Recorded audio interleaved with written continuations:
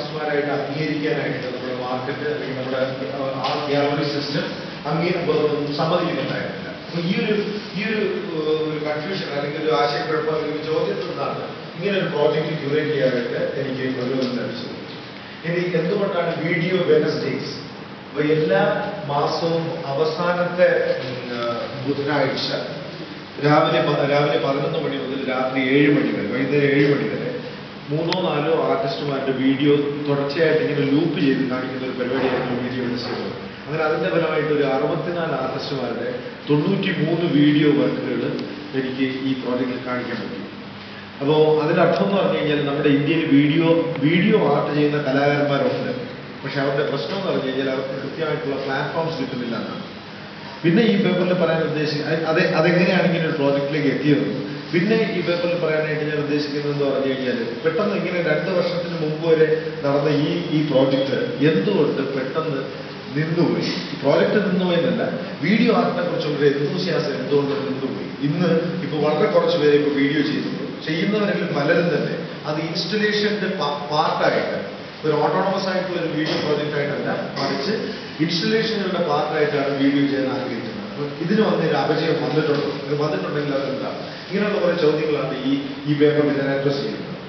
അതിനു മുമ്പായിട്ട് ഈ വീഡിയോ ആർട്ടിന്റെ ഇന്റർനാഷണൽ ഒറിജിനും അതിന്റെ ഗ്രോത്തും എന്തായിരുന്നു, അതിന് വഴിതെളിച്ച ഘടകങ്ങളുണ്ട്, അതിന് വഴിതെളിച്ച സാമൂഹ്യ സാഹചര്യങ്ങൾ അല്ലെങ്കിൽ സാങ്കേതിക സാഹചര്യങ്ങൾ എന്തായിരുന്നു എന്നുള്ളതിനെ കുറിച്ചുള്ള ഒരു അന്വേഷണം നമുക്ക് ആദ്യം കുറച്ച് നേരം കുറെ വിഷ്വൽസ് കണ്ടുകൊണ്ട് തുടങ്ങും. അത് കഴിഞ്ഞിട്ട് ഞാൻ പേപ്പറിലേക്ക് വരാം.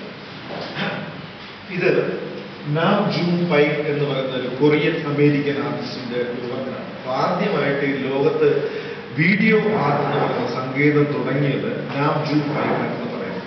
അതിന് കാരണമുണ്ട്, 60കളുടെ മധ്യത്തിൽ സോണി കമ്പനി ഒരു പോർട്ടാ പാക്ക് എന്ന പേരുള്ള ഒരു വീഡിയോ ക്യാമറ അവർ രംഗത്തിറക്കി. അപ്പൊ അതിനുള്ള അഡ്വാൻറ്റേജ് എന്ന് പറഞ്ഞു കഴിഞ്ഞാൽ അതിൽ ഈ അനലോഗ് സ്റ്റേപ്പിൽ റെക്കോർഡ് ചെയ്യാനും അത് പ്ലേ ഔട്ട് ചെയ്യാനുള്ള സാധ്യതകൾ അതിൽ കാണിച്ചിരുന്നു. സാധാരണ സിനിമയിലാണെന്നുണ്ടെങ്കിൽ നമ്മൾ ഫിലിമിൽ രജിസ്റ്റർ ചെയ്ത് അതിന്റെ പ്രോസസ്സിലൂടെ പിന്നെ പോസിറ്റീവ് ആക്കി അതിനെ പ്രൊജക്റ്റ് ചെയ്യാണ് ചെയ്യുന്നത്. ടെലിവിഷനിലാകട്ടെ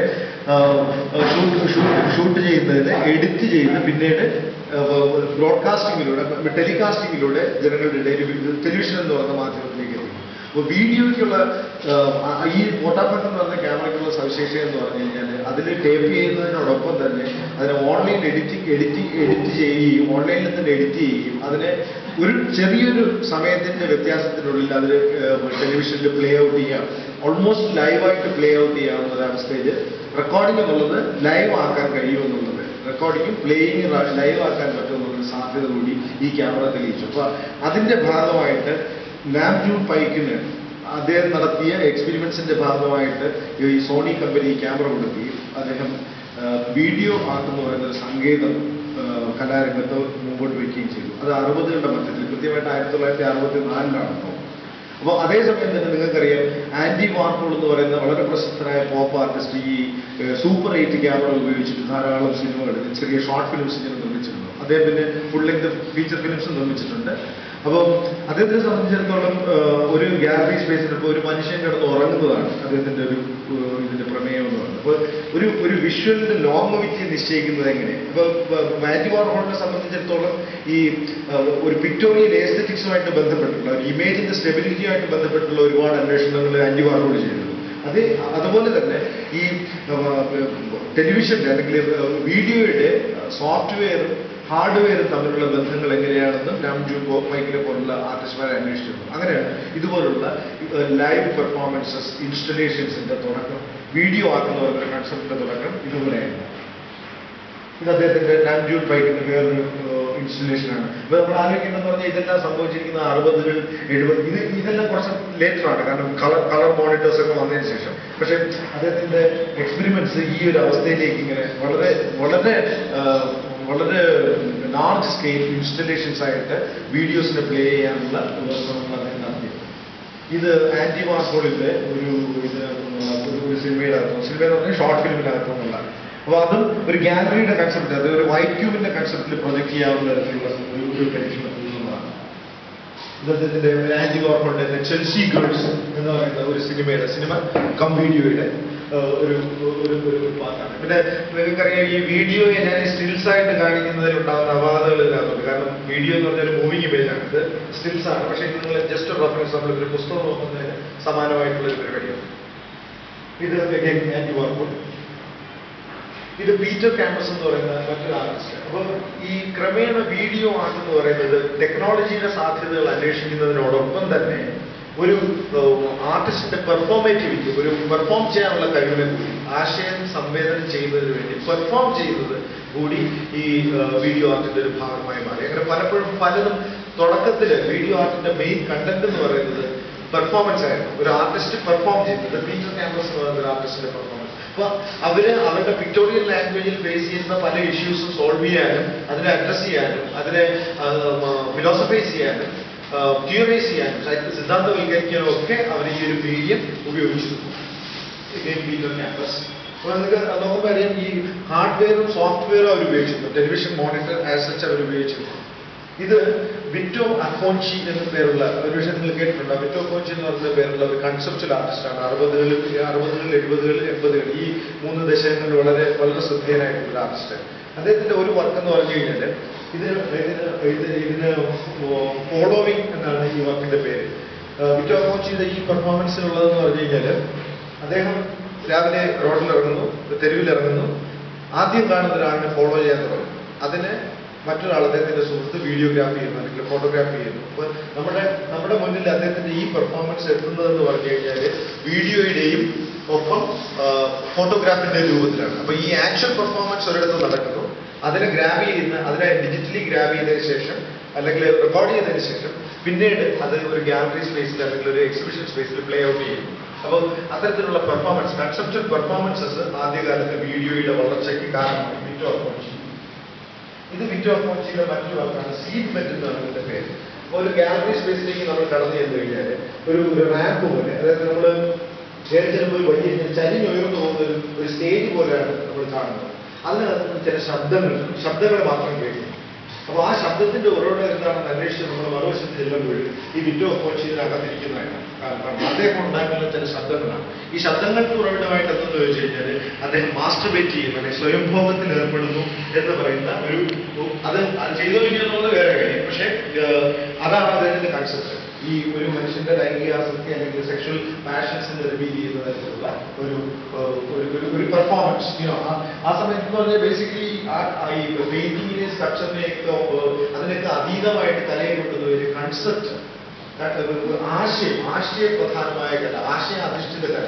പിന്നെ ഒപ്പം നിങ്ങൾക്കറിയാം 60-കളിലും 50-കൾ 70-കൾ ഈ കാലഘട്ടത്തിലാണ് ഈ പോപ്പ് ആർട്ടിന്റെ ഭയങ്കരമായ ഈ ആർട്ടിസ്റ്റ് സ്റ്റാറായി മാറുന്നത്, അല്ലെങ്കിൽ പോപ്പുലർ കൾച്ചറിനെ ഏറ്റവും അധികം ഹൈലൈറ്റ് ചെയ്യുന്ന തരത്തിലുള്ള വർക്കുകൾ ഉണ്ടായിരുന്നു. അപ്പോൾ ഒരുപാട് ആർട്ടിസ്റ്റുമാർക്ക് ഈ കമോഡിറ്റി കൾച്ചറിനെ, ഉപഭോഗ സംസ്കാരത്തിനെതിരെ നീങ്ങാനുള്ള താല്പര്യമുണ്ട്. അവർ കലയെ ഈ ആർട്ട് മൊബൈലിനെ പോലെ ഈ പൂവർ ഓബ്ജക്റ്റ് ഉപയോഗിച്ചിട്ടുള്ള, അതായത് ഒരാളിന് കണക്ട് ചെയ്യാൻ കഴിയില്ല. ഇപ്പോൾ മരീനയുടെ വർക്കാണ് തോന്നുന്നത്. അയാൾ ആർട്ടിസ്റ്റ് ബ്രത്ത് എന്ന് പറഞ്ഞിട്ട് ഒരു കുപ്പിയിലോട്ട് തന്റെ ഉച്ഛ്വാസം നിറച്ചിട്ട് അതാണ് അച്ചടിച്ചിട്ട്, അതാണ് എക്സിബിറ്റ് ചെയ്യുന്നത്. അപ്പോൾ അതിന് പ്രത്യേകിച്ച് വാങ്ങിക്കാനുള്ളത്. പിന്നെ ആ ആർട്ടിസ്റ്റിന്റെ എന്ന് പറഞ്ഞു കഴിഞ്ഞാൽ അയാൾ വരുന്ന വിസിറ്റേഴ്സിനെയൊക്കെ സൈൻ ചെയ്യും. സുന്ദരിമാരായ സ്ത്രീകൾ ഇങ്ങനെ ഗാലറിയിലേക്ക് കടന്നു വരുമ്പോൾ അവരുടെ മുതുകിൽ സൈൻ ചെയ്ത് നിങ്ങളൊരു ലിവിങ് വർക്ക് ഓഫ് ആർട്ടായിട്ട്. അപ്പൊ എന്നെ ആർക്കും വാങ്ങിക്കാൻ പറ്റില്ല. അപ്പൊ എന്റെ പുറത്തൊരു സിഗ്നേച്ചർ ഒരു ആർട്ടിസ്റ്റ് ഇടുകയാണെന്നുണ്ടെങ്കിൽ ഞാൻ ആ ആർട്ടിസ്റ്റിന്റെ വർക്ക് ഓഫ് ആർട്ടായിട്ട് മാറണം. അപ്പൊ അത്തരത്തിലുള്ള ഈ ആശയപ്രധാനമായിട്ടുള്ള കല ആ സമയത്തുണ്ടായി, കമ്മോഡിറ്റി കൾച്ചറിന് എതിരായി. അപ്പൊ ഇത്തരത്തിലുള്ള സീഡ് ബെഡ് പോലുള്ള വിറ്റോ അക്കോൺചിയുടെ വർക്ക് ഇതെല്ലാം വീഡിയോ ഫോമിലും കൂടി വന്നിരുന്നു എന്നുള്ളതാണ്. അതിന്റെ രജിസ്ട്രേഷനായി അവർ വീഡിയോ എന്നുള്ള അർത്ഥത്തിലായിരുന്നില്ല പലപ്പോഴും ഉദ്ദേശിക്കുന്നതെങ്കിലും നമുക്ക് പിൽക്കാലത്ത് നമ്മുടെ മുന്നിൽ പ്രത്യക്ഷപ്പെടുന്നത് വീഡിയോയുടെ ഫോമിലാണ്. ഇത് ക്രിസ് ബേർഡൻ എന്ന് പറയുന്ന ആർട്ടിസ്റ്റാണ്. ക്രിസ് ബേർഡന്റെ പ്രത്യേകത എന്ന് പറഞ്ഞാൽ അദ്ദേഹത്തിന് വളരെ ഈ സ്റ്റണ്ട്മാൻമാർ ചെയ്യുന്നത് പോലെ, ഈ എന്താ പറയുക സ്റ്റണ്ട് ആർട്ടിസ്റ്റുകൾ ചെയ്യുന്നത് പോലെ വളരെ ഡെയറിംഗ് ആയിട്ടുള്ള ചില ആക്ടിവിറ്റീസ് ഒരു ഗാലറി സ്പേസിനുള്ളിൽ ചെയ്യുക. ഇതിൽ നിങ്ങൾ കാണുന്നതെന്ന് പറഞ്ഞു കഴിഞ്ഞാൽ ഇയാളെ വെടിവെക്കുകയാണ്. അപ്പോൾ യഥാർത്ഥത്തിൽ വെടിവെക്കുന്ന സമയത്ത് അത് ഈ ഉന്നം വളരെ കറക്റ്റ് ആണെന്നുണ്ടെങ്കിൽ ഇയാൾ മരിച്ചു പോകും. അങ്ങനെ അത്ര അതിന് അപകട സാധ്യതയുള്ള ഒരു ഇതാണ്. അപ്പൊ കലയെന്ന് പറയുന്നത് അത്രത്തോളം എന്താ പറയുക ആർട്ടിസ്റ്റിനെ തന്നെ ഇല്ലാതാക്കുന്ന, ആർട്ടിസ്റ്റിനെ അനിഹിലേറ്റ് ചെയ്യുന്ന തരത്തിലുള്ള ഒരു പ്രവർത്തനമാണെന്ന് കാണിക്കുന്നതിന് വേണ്ടി അത് യാതൊരു കമ്മ്യൂണിറ്റിയില്ല. പക്ഷേ ഈ ആക്ടിൽ നിന്ന് ക്രിസ്മസ് രക്ഷപ്പെട്ടു. കാരണം അത് ആ വെടിയുണ്ട് അദ്ദേഹത്തിന്റെ ഇടത് കയ്യിലാണ് തോന്നുന്നത്. അത് രജിസ്റ്റർ ചെയ്യപ്പെട്ടു. ഇത് ജോൺ ബാലാശ്ശേരി എന്ന് പറയുന്ന മറ്റൊരു ആർട്ടിസ്റ്റിക് ഡയലോഗ്സ് എങ്ങനെ ഒരു ആർട്ട് ഫോമിലേക്ക് കൊണ്ടുവരുന്നു. വളരെ ഇന്റലക്ച്വൽ ആയിട്ടുള്ള കലയെക്കുറിച്ചും സമൂഹത്തെക്കുറിച്ചും എസ്തെറ്റിക്സിനെ കുറിച്ചൊക്കെ ഉള്ള സജീവമായ ചർച്ചകൾ ഒരു ആർട്ട് ഫോം എങ്ങനെയാകുന്നു. അപ്പൊ ഇത്തരത്തിലുള്ള പ്രവർത്തനത്തിൽ വീഡിയോ ആർട്ട് ഡെവലപ്പ് ചെയ്യുന്നതിന്റെ കണ്ടന്റ് ആയി മാറി. ഇത് ഇതിന്റെ ഫുൾ നെയിം സാറ്റോ പാട്ടം അങ്ങനെ എന്തോ പറയുന്ന ആർട്ടിസ്റ്റ്. പാട്ടം എന്നാണ് ഇവിടെ സെക്കൻഡ് നെയിം. ഇവരെന്ന് പറഞ്ഞു കഴിഞ്ഞാൽ ഇവര് പെർഫോമൻസ് അപ്പൊ നിങ്ങൾക്കറിയാം 70-80 ഈ ഫെമിനിസ്റ്റ് ലാംഗ്വേജിലെ ഫെമിനിസ്റ്റ് തിയറീസ് ഐഡിയോളജീസ് ഇങ്ങനെ ഡെവലപ്പ് ചെയ്തുകൊണ്ടിരിക്കുന്ന സമയത്ത് പലപ്പോഴും വിമൻ ആർട്ടിസ്റ്റ് അവരുടെ ആശയങ്ങൾ പ്രകടിപ്പിക്കുന്നതിന് വേണ്ടി ഈ പെർഫോമൻസ് പബ്ലിക് ആൻഡ് പ്രൈവറ്റ് സ്പേസസിൽ പെർഫോം ചെയ്യുകയാണ്. അപ്പൊ അതിനെ ക്യാപ്ചർ ചെയ്തിട്ടുള്ള അതിനെ ഗ്രാബ് ചെയ്തിട്ടുള്ള വീഡിയോസ് അതിനെ രജിസ്റ്റർ ചെയ്തിട്ടുള്ള ഫോട്ടോഗ്രാഫുകൾ നമുക്ക് ഈ വീഡിയോ ആർട്ടിന്റെ വികാസവുമായിട്ട് കാണാം. ഇത് കരോളി സ്റ്റീമാൻ എന്ന് പറയുന്ന മറ്റൊരു ആർട്ടിസ്റ്റ്. ഇത് one of the very pivotal works in the feminist art process, feminist conceptual art process. അപ്പോൾ ഇതെന്ന് പറഞ്ഞു കഴിഞ്ഞാൽ ഇവര് ഒരു ഗ്യാലറി സ്പേസിൽ വരികയും ചുറ്റും കൂടിയിരിക്കുന്ന കാണികളുടെ മുമ്പിൽ വെച്ച് അവരുടെ സ്വന്തം ശരീരത്തിനുള്ളിൽ നിന്ന് സ്വന്തം വജേനയ്ക്കുള്ളിൽ നിന്ന് ഒരു തിയറി കവിതയും കവിത ഈ കവിത ഈ പോയട്രിയും നാടകവും കാവ്യ സിദ്ധാന്തങ്ങളും എസ്തെറ്റിക് സിദ്ധാന്തങ്ങളും എല്ലാം അടങ്ങുന്ന ഒരു ടെക്സ്റ്റ് അവരിങ്ങനെ വായിച്ചുകൊണ്ടേയിരിക്കുകയാണ്. അതായത് സ്വന്തം ശരീരത്തിനുള്ളിൽ നിന്ന് തന്നെ വരുന്ന ഒരു പ്രക്രിയയാണ് കലാസൃഷ്ടി എന്നുള്ള രീതിയിൽ. ഇത് പിന്നെ ഇപ്പോൾ നമ്മൾ ആലോചിക്കുന്നത് പറഞ്ഞു കഴിഞ്ഞാൽ ഇതിപ്പോ ന്യൂഡിറ്റി കാണില്ല. പലപ്പോഴും ഞാൻ ഈ പേപ്പർ പ്രസന്റ് ചെയ്തപ്പോൾ ട്രിവാൻഡ്രം കോളേജിൽ ഞാൻ ഫേസ് ചെയ്തൊരു പ്രധാന ഇഷ്യൂ എന്ന് പറഞ്ഞു കഴിഞ്ഞാൽ ന്യൂഡിറ്റി ഒരു വിഷയമാകും. അതായത് ന്യൂഡിറ്റി കാണിച്ചുകൊണ്ട് സ്ത്രീ നഗ്നത കാണിച്ചുകൊണ്ട് അവർ അറ്റൻഷൻ പിടിച്ചു പറ്റാൻ അക്കാലത്ത് ശ്രമിക്കുകയായിരുന്നു എന്നുള്ളൊരു ചോദ്യം വന്നു. ഇതിനെക്കുറിച്ച് നമുക്ക് പിന്നെ ഡിസ്കസ് ചെയ്യാം. എന്തുകൊണ്ടാണ് ന്യൂഡിറ്റി ഫെമിനിസ്റ്റ് പ്രോസസ്സിൽ വരുന്നതെന്നുള്ളത്. അപ്പൊ ഇത് ആ കാലത്തുണ്ടായ 70s 80s ഉണ്ടായ പ്രധാനപ്പെട്ട ഫെമിനിസ്റ്റ് മൂവ്മെന്റ്സിൽ അല്ലെങ്കിൽ ഫെമിനിസ്റ്റ് ആർട്ട് പ്രോജക്റ്റുകളിൽ ഒന്നായിരുന്നു കരോളി സ്റ്റീമാൻ. ഇവരുടെ മക്കൾ നിങ്ങൾ ഇന്റർനെറ്റിലൊക്കെ പോയി നോക്കി കഴിഞ്ഞാൽ മറ്റു അപ്പൊ ഇതും നമ്മുടെ മുന്നിൽ കാലത്തിന് ശേഷം നമ്മുടെ മുന്നിൽ വരുന്നതെന്ന് പറഞ്ഞു കഴിഞ്ഞാൽ വീഡിയോയുടെയും ഒരു വീഡിയോ പ്രോജക്റ്റിന്റെയും ഡിജിറ്റൽ ഫോർമാറ്റിൽ അതായത് ഫോട്ടോഗ്രാഫുകളുടെയും രൂപത്തിലാണ്. ഇത് മരീന അബ്രമോവിക് എന്ന് പറയുന്ന വളരെ പ്രശസ്തമായിട്ടുള്ള അതായത് ഈ ഫെമിനിസ്റ്റ് പെർഫോമൻസിന്റെ അല്ലെങ്കിൽ പെർഫോമൻസ് ആർട്ടിന്റെ ഏറ്റവും ശക്തമായ ഒരു ഉദാഹരണം എന്നുള്ള നിലയിൽ മരീന അബ്രമോവിക്കിനെ നമുക്ക് മുന്നോട്ട് വയ്ക്കാം. ഇവരുടെ ഈ പെർഫോമൻസ് എഗെയിൻ നിങ്ങൾ നേരത്തെ അഡ്രസ് ചെയ്തിട്ടുള്ള ഇതേ പ്രശ്നം നമ്മൾ ഇവിടെ ഫേസ് ചെയ്യും. എന്തിനാണ് സ്ത്രീ നഗ്നത കാണിക്കുന്നത്? ന്യൂഡിറ്റി ഒരു വിഷയമാകുന്നത് എന്തുകൊണ്ട്? അത് നമുക്ക് നിങ്ങളുമായിട്ടുള്ള ഡിബേറ്റിൽ നമുക്കത് ചർച്ച ചെയ്യാവുന്നതാണ്. ഈ വർക്ക് എന്ന് പറയുന്നത് പേര് ടോർച്ചർ ആണ്. അപ്പൊ ഇതില് ഇവരുടെ കയ്യിൽ പിടിച്ചിരിക്കുന്നത് പറഞ്ഞു കഴിഞ്ഞാൽ 64 തരത്തിലുള്ള ടോർച്ചർ ടൂൾസ് ആണ്. ടോർച്ചറിങ് ടൂൾസ് കൊടില് പോലെയും കത്തി പോലെ അങ്ങനെയുള്ള പല മനുഷ്യജഗത്തിൽ ക്ഷതമേൽപ്പിക്കാൻ പോകുന്ന അല്ലെങ്കിൽ മുറിവുകൾ ഏൽപ്പിക്കാൻ പോകുന്ന തരത്തിലുള്ള ഉപകരണങ്ങളാണ് ഇവര് കയ്യിൽ പിടിച്ചിരിക്കുന്നത്. അപ്പോൾ ഒരു കാഴ്ചക്കാരൻ എന്ത് ചെയ്യാം? ഇവരുടെ ഗാലറിയിൽ ചെന്ന് കഴിഞ്ഞാൽ ഈ പർട്ടിക്കുലർ പെർഫോമൻസിന്റെ അന്ന് നമ്മൾ അവിടെ ചെല്ലുകയാണെന്നുണ്ടെങ്കിൽ അവരാവശ്യപ്പെടുന്നത് അല്ലെങ്കിൽ ഈ പെർഫോമൻസ് ഡിമാൻഡ് ചെയ്യുന്നതെന്ന് പറഞ്ഞു കഴിഞ്ഞാൽ ഇവരുടെ കയ്യിലിരിക്കുന്ന ഈ 64,000 നിന്ന് ഏതെങ്കിലും ഒന്നെടുത്തിട്ട് നമുക്ക് അവരെ ഹെർട്ട് ചെയ്യാം, അവരെ ഉപദ്രവിക്കും. അപ്പൊ അങ്ങനെ ഉപദ്രവിക്കാൻ പറ്റും. അപ്പൊ കാഴ്ച ഇത് നമ്മൾ മനസ്സിലാക്കേണ്ടതെന്ന് പറഞ്ഞു കഴിഞ്ഞാൽ ഒരു പെയിന്റിങ് നമ്മൾ കാണുമ്പോൾ ഉണ്ടാകുന്ന നമ്മൾ എടുക്കുന്ന ഫിസിക്കൽ ഡിസ്റ്റൻസ് നമ്മുടെ സ്വന്തം ശരീരത്തിനെ ആ വർക്കിന്റെ മുമ്പിൽ അഡ്ജസ്റ്റ് ചെയ്യുന്നത് നമ്മൾ നേരത്തെ ബോസിന്റെ വർക്കിൽ കണ്ടതുപോലെ നമ്മുടെ ശരീരത്തിന് മുന്നോട്ട് തള്ളി പിന്നോട്ട് തള്ളി കണ്ണുകൾ കൊണ്ട് അഡ്ജസ്റ്റ് ചെയ്ത് കാണുന്ന ഒരു വർക്കപ്പാട്ടിനെ കാണുന്ന പ്രോസസ്സ് അല്ലെങ്കിൽ നമ്മൾ സാധാരണ കലയെ കാണുന്നത് ആസ്വാദനം എന്ന് പറയുന്നത് വാക്ക് എൻജോയ്മെന്റ്, എസ്തെറ്റിക് എൻജോയ്മെന്റ്. അപ്പൊ എസ്തെറ്റിക് എൻജോയ്മെന്റിന്റെ എങ്ങനെ ഒരു ഫിസിക്കൽ പ്രോസസ് ആകാം, ഒരു ശരീരം കൊണ്ട് നേരിട്ട് ഒരു പ്രക്രിയയാണ്. കാഴ്ച എന്ന് പറയുന്ന വളരെ വെർച്വൽ ആയിട്ടുള്ള ഒരു സെൻസറി ആയിട്ടുള്ള സംഭവത്തിൽ നമുക്ക് എങ്ങനെ ശരീരം കൊണ്ട് അളക്കുന്ന ഒന്നാക്കാം എന്നുള്ളത് വ്യക്തമാക്കുന്ന തരത്തിലുള്ള. അപ്പൊ കാഴ്ചയുടെ ഘടനകൾ അല്ലെങ്കിൽ കാഴ്ചയെ നിർണ്ണയിക്കുന്ന സാമൂഹിക ഘടനകളെ നമ്മൾ ഇങ്ങനെയുള്ള വാക്കുകൾ കിട്ടുന്നുണ്ടല്ലോ. അതായത് ഒരു വർക്കപ്പാട്ട് കാണുമ്പോൾ നമ്മളൊരു പ്രത്യേക ബോധമായിട്ടാണ് അവർക്കൊക്കെ കാണുന്നത്. അപ്പൊ അതുപോലെ അങ്ങനെ നിർണ്ണയിക്കപ്പെട്ട ഘടനകളെ എങ്ങനെ ഗ്രഹിക്കാന്നുള്ളതിനെ കുറിച്ചുള്ള ഒരു പെർഫോമൻസ് ആണ്. അപ്പൊ തിരുവനന്തപുരം കോളേജിൽ ഉണ്ടായ ചർച്ചയിൽ അവർ ഉന്നയിച്ചെന്ന് പറഞ്ഞു കഴിഞ്ഞാൽ പലപ്പോഴും ഗാലറി എന്ന് പറയുന്ന കോണ്ടെക്സ്റ്റ് നമ്മൾ നിൽക്കുന്ന സ്പേസിന്റെ പിന്നെ ആർട്ടിസ്റ്റിനെ നമുക്ക് അറിയാമെന്നുള്ളത് കൊണ്ട് അറിയാം എന്നുള്ള കോണ്ടെക്സ്റ്റ്, പിന്നെ മറ്റുള്ളവരുടെ സാന്നിധ്യത്തിലാണ് ഇത് നടക്കുന്നത് എന്നൊരു സാഹചര്യം, ഇതെല്ലാം കൂടി ചേർത്ത് ഇവരെ നമ്മൾ ടോർച്ചർ ചെയ്യുന്നതിന്റെ അളവ് കുറവായി എന്നുള്ള ഒരു കൺക്ലൂഷനാണ് തിരുവനന്തപുരത്തെ ഓഡിയൻസ് പറഞ്ഞത്. പക്ഷേ ഇതിന് പലപ്പോഴും അവർ വളരെയധികം ശരീരത്തിൽ വേദന ഏൽപ്പിക്കുന്ന പെർഫോമൻസസ് പിന്നീട് കാഴ്ചവെച്ചത്.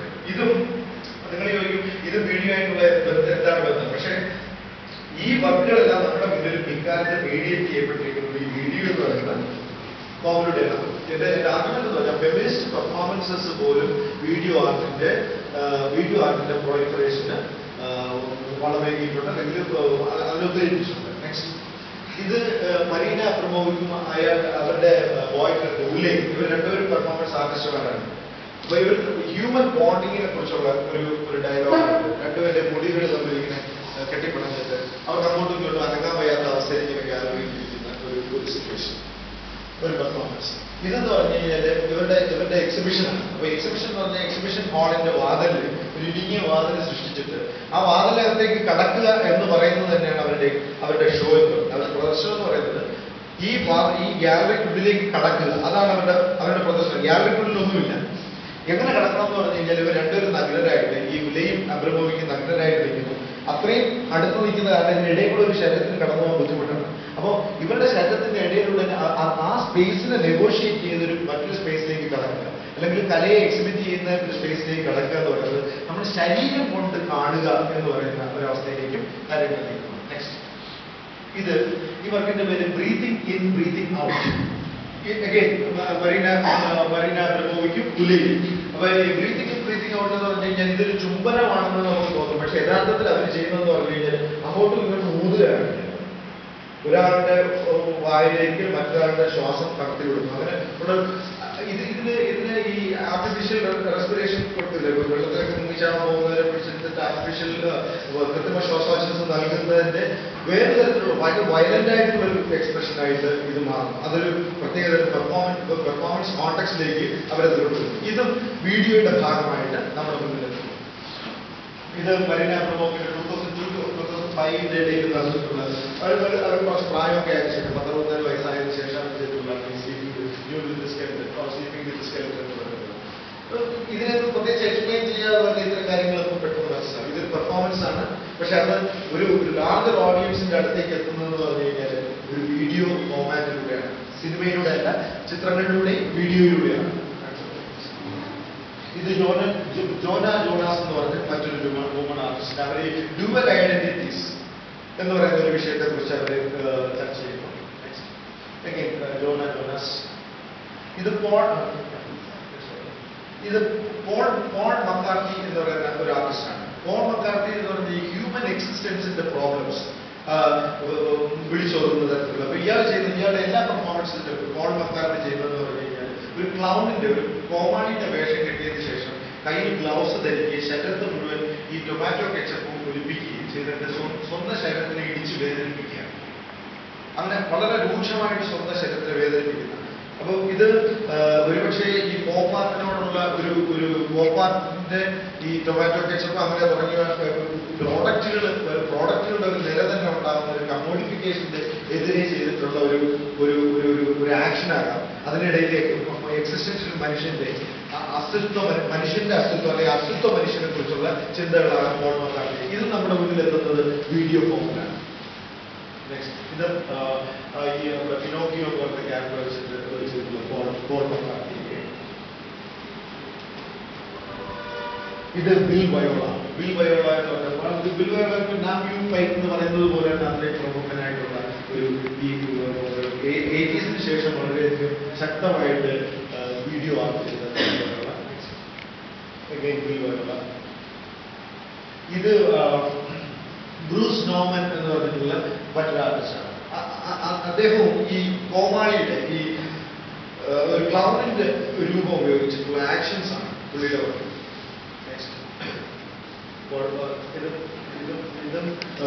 ബ്രൂസ് നോമൻ.